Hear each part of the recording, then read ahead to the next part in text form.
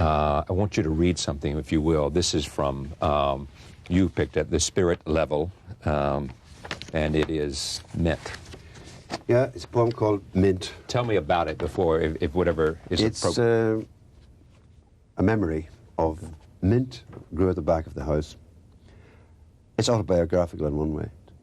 But I think Mint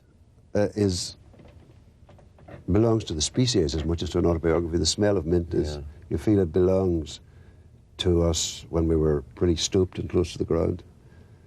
I like this poem because it went farther than just my own memories. It opened up. I think I know it by heart, but just in case. Okay, I would do the same. Mint.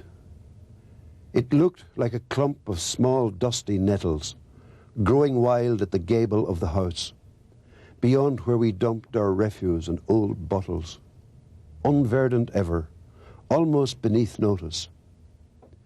But to be fair, it also spelled promise and newness in the backyard of our life, as if something callow yet tenacious sauntered in green alleys and grew rife. The snip of scissor blades, the light of Sunday mornings when the mint was cut and loved. My last things will be first things slipping from me.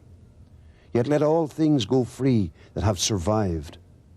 Let the smells of mint go heady and defenseless, like inmates liberated in that yard. Like the disregarded ones we turned against, because we'd failed them by our disregard. Thank you. Thanks a lot.